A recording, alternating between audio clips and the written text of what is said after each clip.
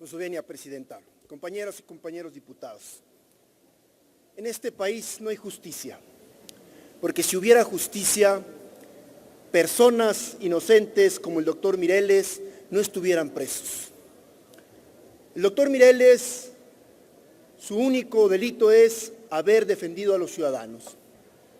En realidad, el doctor Mireles se enfrentó al crimen organizado como pocos hombres y mujeres lo han hecho en este país.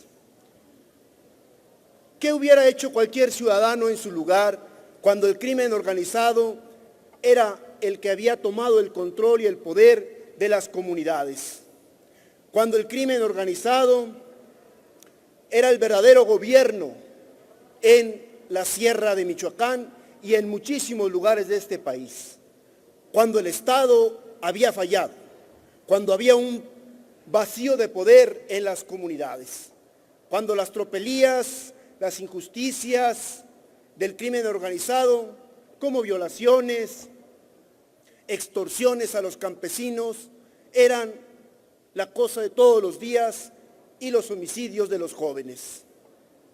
El doctor Mireles hizo lo que legalmente se podía hacer: utilizar la legítima defensa, tomar las armas como un ciudadano, organizar a los ciudadanos y enfrentar lo que el gobierno federal, municipal y estatal no estaban haciendo, que era enfrentar al crimen organizado. Y eso, por supuesto, que no lo iban a hacer con resorteras. Tenían que hacerlo al mismo nivel que el gobierno, que el crimen organizado lo hacía. Con armas de fuego, sí.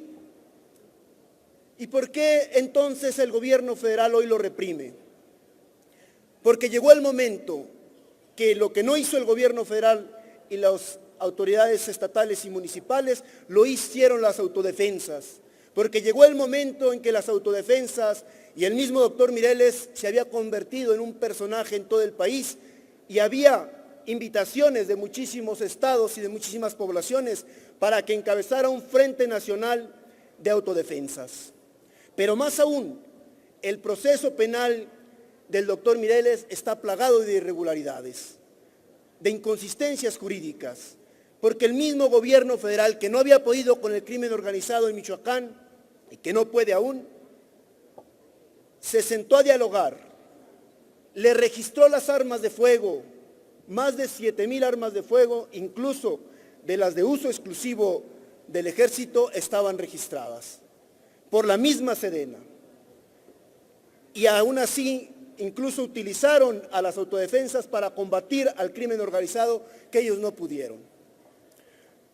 Pues hoy el señor Mireles es un perseguido político, pues hoy el señor Mireles está siendo violentado en sus derechos humanos más elementales. El derecho humano a la salud, porque no se le da el tratamiento adecuado. Se le tiene en una cárcel de alta seguridad cuando no es un delincuente peligroso. Es decir, el gobierno federal lo utilizó y ahora lo reprime.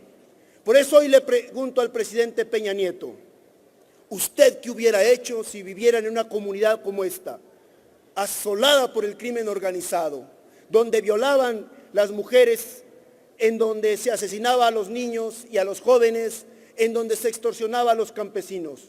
¿Usted hubiera hecho lo mismo, tomar las armas para enfrentar al crimen organizado?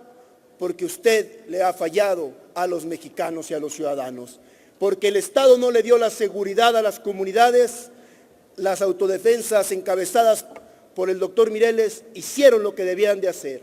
Hoy exhortamos al Poder Judicial y a la PGR para que liberen a la brevedad a alguien que debíamos reconocerle el trabajo que hizo por el Estado mexicano. Es cuanto, Presidenta y compañeras y compañeros diputados.